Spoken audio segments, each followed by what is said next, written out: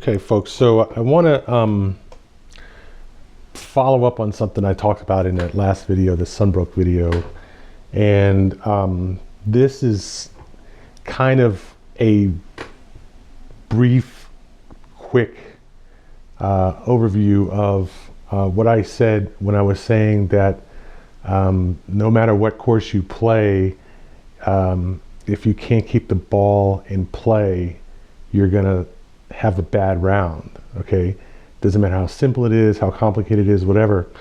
And one of the benefits of playing the forward tees, and I would say one of the few benefits of playing the forward tees is pushing the back tees up into the fairway, and why that playing the forward tees really doesn't help you become a better player. It just makes the game easier for you to play, and people tend to play to the level of difficulty of the course. So if you're playing a very easy course by playing the forward tees, essentially playing the same course, just a much simpler, easier course, with the tee shot being the only real difference, everything else is pretty much the same, then playing the forward tees doesn't actually help you, it hurts you, because it doesn't give you additional difficulty to play, and therefore you don't become a better player, you just become better at playing an easier course. So I'll get into that in a little bit of detail, but I want to make this other things. The one other important thing to have to remember is that you can talk about not keeping the ball in play and having a bad round, but there are just a large number of different ways in which you can not keep the ball in play or fail to keep the ball in play. And solving those various problems makes you a better player, will help your score go down. And refusing to address those problems, or as I would say, persisting to create those problems, will keep your score high. So I have here a very simple course layout. Okay, let's say it's a par 4 at the top, par 3 at the middle, and par 5 at the bottom. In a football field, for instance, you could set up a par 4, par 5, and par 3 there. So the point is that what we're doing here is we're taking the exact same layout, the same green, same tee boxes, and just changing the distance from the par 4 to the par 3, say shorten them by 100 yards to make the par 3, and then lengthening it again by 200 yards to make the par 5. So normally a decent par 3 would be about 350 yards from the back tees. Sorry, par 4 would be about 350 yards from the back tees to the green. Okay, it's going to be something longer than you can drive, even under your best drive, but not, let's just say for a simple par 4, not something which is going to require a substantial second shot to get to the green. So if you can drive 250 and 350, you have a 100-yard shot from your first lie of the tee shot to the green. You take off 100 yards, so now it's 250 from the back tees to the green on a par 3, which is reachable from the back tees. But if you are looking at the forward tees being, let's say, 25, 25, 25, which is 75 up from that 350, then you're looking at 250. Then you're looking at a 175 shot from the first tee, the forward tee, which is makeable by a reasonably decent amateur. 175-yard iron would be something like a 5-iron, or maybe, for a lot of players at the amateur level, and it would be like a 8-iron or a pitching wedge for a really good player. Even a decent player would hit something like a pitching wedge from 175 yards to make that shot. And that all depends on the exact blading configuration of your clubs, but let's just say 7 at the forward tees and a 4 at the back tees, let's say, for the same player. On a par 3, that's 250 yards from the back tees to the green, 25 yards in between each tee box. So in the par 5, if we add an extra 100 yards to the 350-yard par 4, that's a 450-yard par 5, which is a very reasonably short par 5. That would be, say, 450 yards divided by 3, for instance. which would be about 125 yards more or less off the top of my head. But let's say you hit a 200-yard first shot. You have 250 out from that first shot. You split that into 125 yards to your second lie of your shot, and then 125 yards in. It would be more like 200, 150, and 100, let's say, okay? And you can scale that out as much as you want. So the whole point here is you can scale all of these shots out, or in, out, whatever, as much as you want. You can put a dogleg in there. You can put lateral hazard across the tee boxes, or across the green, or across the center of the fairway. You can put a lake left or right. You can put a slope, to the left or a slope to the right. You can put trees anywhere on the course. To make them harder, it's not hard to do. You just basically put some obstructions on the course or some hazards on the actual course. Maybe you put a set of bushes off to the side of the green. You put a small pond in front of the tee box, things of that nature. This is the basic idea that you have. So let's remember, it's 350 for the par 4, it's 450 for the par 5, and 250 for the par 3 from the back tees, okay? Adding 100 or subtracting 100 from the par 4, okay? So now the reason I put the boundary box up here in yellow is that's going to be OB. So if you hit the ball on or past that yellow line, that's the 2-stroke penalty, I believe, for a ball out of bounds, or whatever the actual penalty is. But let's say it's 2 strokes for a ball out of bounds. And so if you hit the green on any shot and then it rolls off the green and goes over the OB, that's the problem of hitting the ball off the green long. If you putt from the fringe, or chip from the fringe, or putt from the green, and you putt it off the back and it goes in OB, the same thing. So usually the big problem that you have, as you see, once you move the tee boxes closer to the green, or as you move to a tee box closer to the green, is you broaden the angle by which you have to hit the ball in play from that tee. So from the back tee to the center line of this par 3 in the middle, okay, that's going to be about 30 degrees. To the front tee, if you move up there, that angle becomes closer to 40 degrees, 45 degrees. So just pushing up to that forward tee box, it's giving you more lateral room to miss the shot. But again, if you put boundaries on the course on the right or the left, that doesn't change. You still have the same angle, roughly, at least, before you get to the green, to get out of bounds. So it's pretty much the same shot. So the big difference is now, once you need to play a longer club, if you need to play drivers, you play a longer club, then you need to get control of that club. So it's a battle in many people's minds between swinging with more power or swinging with a longer club. So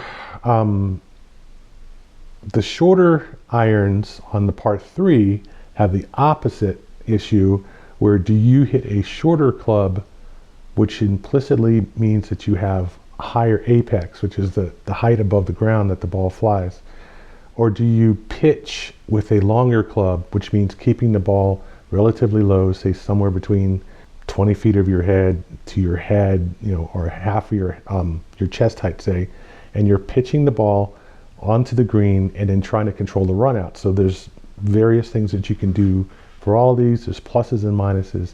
For the higher clubs, you have to worry about getting the blade under the ball. You have to worry about getting the ball up in the air and having it fly to the green, as opposed to blading it across the green or stubbing the ball, which we call topping the shot, and just having it just take a few dozen yards or so towards the target. Or you can also fail to close a club correctly, and hit what we call a shank shot, which is you run the ball diagonally off to the left or right away from the green. There's a number of different ways that you can have problems with short clubs. Some of these problems overlap with long clubs, but in the end, it's the same problems. It's just a question of the likeliness that you're going to have a particular problem with a particular club. Some people like to play shorter clubs because that minimizes the complexity. You play the same angle for every shot. You say you hit like a 30 degree angle, and even if you're hitting longer, that the height is proportional to the angle, and the shot looks similar. Some people like to play longer clubs because that keeps the shot low. All you have to do is hit with, say, half power, for instance, and you get the same distance that you would hit a shorter club with full power. And there are just different situations, but one of the things I think is an important factor that you have to keep in mind when playing closer to the pin is you don't want the ball to go past the pin. When you're playing farther away, the distance isn't so much of a factor as long as you can reach the green with your second shot. So short par fours, short par fives, short par threes likewise, you have a little bit more leeway to play with a shorter club than you do with a longer club than a shorter club, because all you really want to do is get the ball up somewhere near the green, and then you can pitch on. With a shorter club, you're trying to get it on the green, which is a much harder shot. And the other factor that you're looking at is that you're looking at the pin as much as the green. So people tend to focus on the pin as opposed to just getting it near the green. So what I like to do, and one of the things I've learned I would say several things that I've learned over the course of my playing that come into play here is, number one, don't try to hit full power. Whatever the shot is, you want to find a comfortable level that you call your full swing. You pull the club back up behind your head and swing, and some people say 85%, some people say 90%. I tend to say like 80%, 85%. I don't really like to go trying to get the most club head speed and the most distance. There are ways to get good distance without using a lot of power and a lot of swing speed and putting a lot of torque into the shot and all that kind of stuff that don't cause as much inaccuracy, inconsistency, and wayward shots as hitting with full power. Okay, so I'll start any shot that I hit. I'll start it with something like 35% at the minimum, and then I'll go up to say 75 or 80% at the most. And if you're focusing on the ball, you're watching the ball, you're hitting the club head square, whether it's driver or iron, you're getting a good blade under the ball. You're not hitting it, hitting down into the ground or up, at the ball and either topping it by coming over the top of the ball or hitting it fat by burying the blade down into the ground in front of the ball. You get a good contact, you get good distance. It's really kind of that simple. But there's so many ways you can hit bad shots with any club.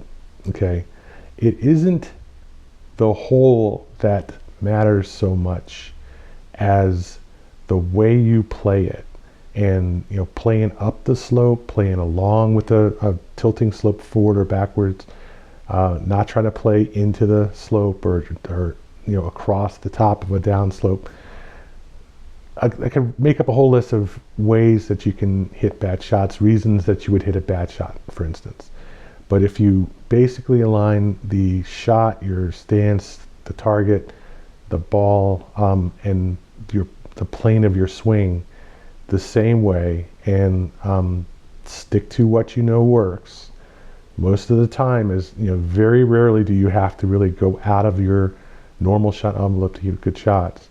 You can keep the ball in play, and you can minimize lost strokes, both from lost balls or having to take a drop or something like that, or having to hit from behind an obstruction, or hitting just a bad shot and wasting strokes that way. So the thing that comes in common for all golf shots, all of them, is playing around the green from the pin outward to the fringe, usually 5 to 10 feet or 20 feet out into the fringe. You're going to hit approach shots that are short. They're going to be right, they're going to be left, all kinds of issues. And the big issue that comes up is chipping. So the one thing that you will work on your entire career as a player, from when you're 6 to 76, is chipping. And you have to learn to control the ball as it goes to the green, control the rollout, control the direction of roll, so that you get the ball reasonably close, within like 6 feet or 5 feet or something, so that you have a good chance of making a one putt from there. But that doesn't mean you're going to make a one putt. A lot of times, you can get the ball within 5 feet, 2 feet, and still miss the one putt. And you have to worry about where that ball stops after it misses. And have you made the putt worse? So you're hitting, a much longer putt uphill, or you're hitting a downhill putt, a tricky cross fall line putt, things like that. So it's never a given that you're going to hit good shots. It's never a given that you're going to hit good putts. It's never a given that you're going to score any one particular score, which is why people tend to go out and play and they don't hit the same score round after round after round. Ball doesn't land in the same place. You don't get the same shots. It's the variety of golf is one of the most entertaining things about it. So all I can tell you is, from my experience, is there is a point at which you're playing too close, and essentially all you're doing is hitting chip shots.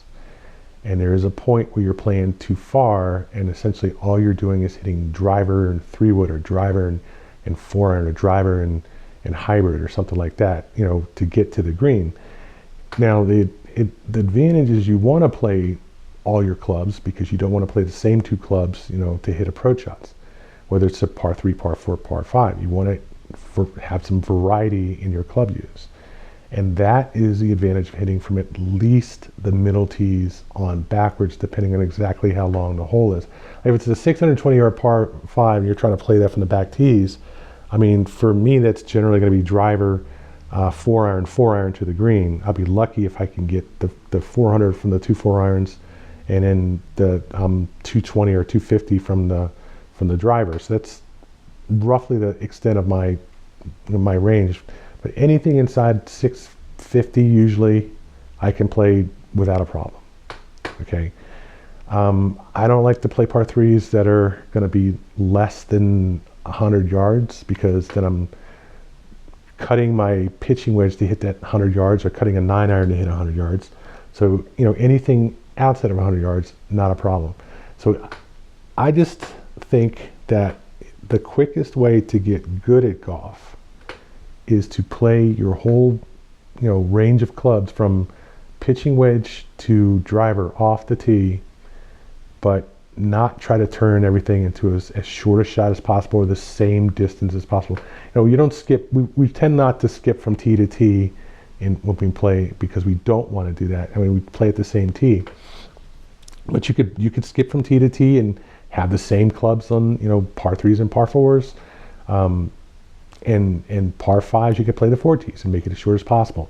So it's never going to be making it easy that I think is the issue. I think the issue is just getting better at not hitting bad shots, not hitting risky shots, not hitting dumb shots.